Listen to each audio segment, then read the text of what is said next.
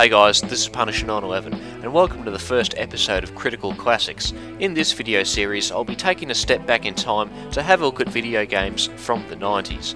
So, in today's episode we'll be taking a look at Raptor, Call of the Shadows, which is a scrolling shooter developed in 1994 by Mountain King Studios. In Raptor, you take control of a mercenary jet pilot who, according to the story, is sent on missions to destroy the competitors of a company known as Megacore. In gameplay terms, you're just sent in to blow stuff up. So let's jump into the game. After you start a new game, you put in your character name and call sign.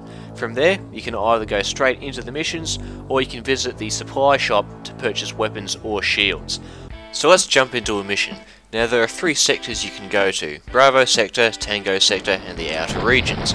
Bravo Sector being the easiest, Outer Regions the hardest. And each sector consists of 9 levels for you to fight through. Now as you can see, Raptor is presented in a 2D scrolling format and the player is free to move anywhere on the screen, but you have no control over the scrolling aspect, so you're always moving through the level at the same speed. Something that sets Raptor apart from similar games is the fact that you only get one life, and if you're destroyed, you have to load a save game. Now to compensate for this, your ship is quite durable against enemy attacks, and you can get additional shields to protect you. And I prefer this to the other standard format that some of these games go for, where you might have 3 to 5 lives, but you can only get hit once or twice, and as soon as you get blown up you just respawn. Mainly because those kinds of games you're spending way too much time dodging the enemy bullets, and you're not really focusing on blowing the ships up, and this is more of just a straightforward shoot 'em up, and I think it's better for it. Another thing that sets Raptor apart from other games is the fact that there's no power-ups in the game, so you won't be able to fly over an object that makes you invincible for 30 seconds or anything like that. But throughout the levels you will be able to pick up weapons, shields and money that are hidden inside small buildings and occasionally inside enemy ships. And the weapons are permanent, they're not any of this, get this weapon for 30 seconds kind of stuff. You keep them forever unless you get really badly damaged, then you can start losing weapons. Or you can sell them after you've completed a mission.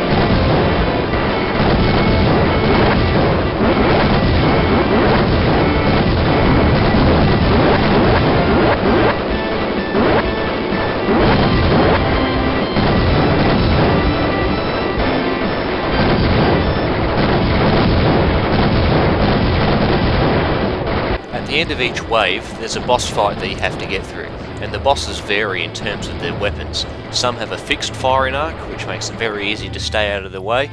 Others have tracking weapons that fire on the player's current position, so you always have to keep moving. And some bosses incorporate both kinds of weapons. And later on in the game, especially in the outer regions, you have to fight ground-based bosses, which are a lot more difficult because you generally can't fly around them because they take up the entire top part of the screen.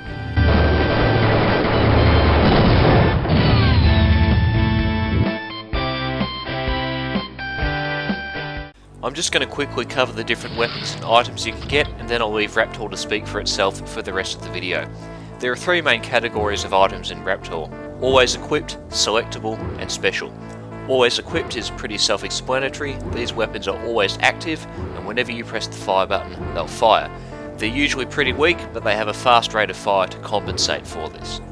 Selectable is the largest category in the game and holds the game's most powerful weapons. and you can have many selectable weapons on your ship, but you can only have one active at a time. But you can cycle through them at any point during a mission, allowing you to change tactics whenever you want. There are only 3 items that are in the special category: the ion scanner, phase shields, and the mega bomb. The ion scanner displays a health meter for boss fights. Without it, you can't tell how much health the boss has. The phase shields protect you from damage, so when you get hit, it will drain the phase shield instead of your health. You can have up to 5 phase shields on your ship at a time, so as soon as one is exhausted, another one takes its place. The mega bomb is a special weapon. It is a firing button separate from all the other weapons, and that's because it will destroy all ground and air targets on the screen, and it can even destroy enemies that are beyond the screen. The only enemies that can't be destroyed by the mega bomb in one hit are bosses, but they can be damaged by them, so feel free to use them. And like the phase shields, you can have up to 5 mega bombs on your ship at a time. One last thing about the weapons: some of them can only hit air targets, some of them can only hit ground targets, and some of them can hit both.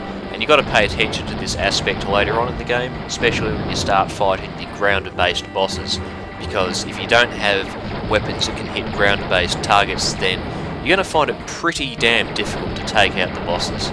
So there's an overview of the different weapons. Now I'm going to let Raptor speak for itself. Enjoy.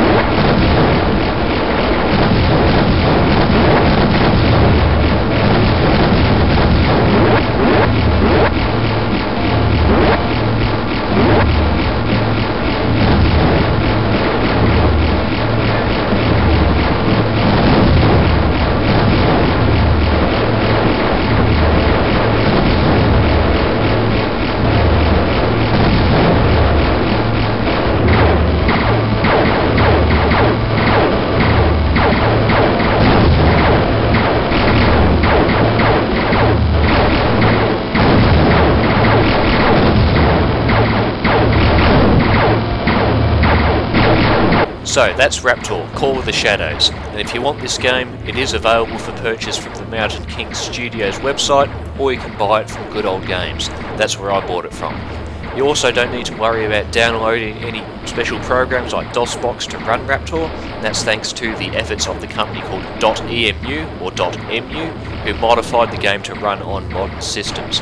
And performance-wise, I have absolutely no trouble running this game on a 64-bit version of Windows 7 Ultimate. If you want to try this game before you buy it, you can download the original Shareware version from the 3D Realms website. But do be aware that it is the original Shareware version and you will need a program like DOSBox or a very old computer to get it to run. You may have noticed this video got a bit choppy in places and you're wondering why I said the performance of this game is perfect. It only got choppy when I started recording. When I wasn't recording, it was absolutely fine. So, just such an old game running on modern screen capture software, not very compatible, that's to be expected. So, that wraps up the first episode of Critical Classics. I hope you guys enjoyed the video footage of Raptor Call of the Shadows. I'll be doing many of these videos in the future, and I'll see you guys later. This is Punisher 911, over and out.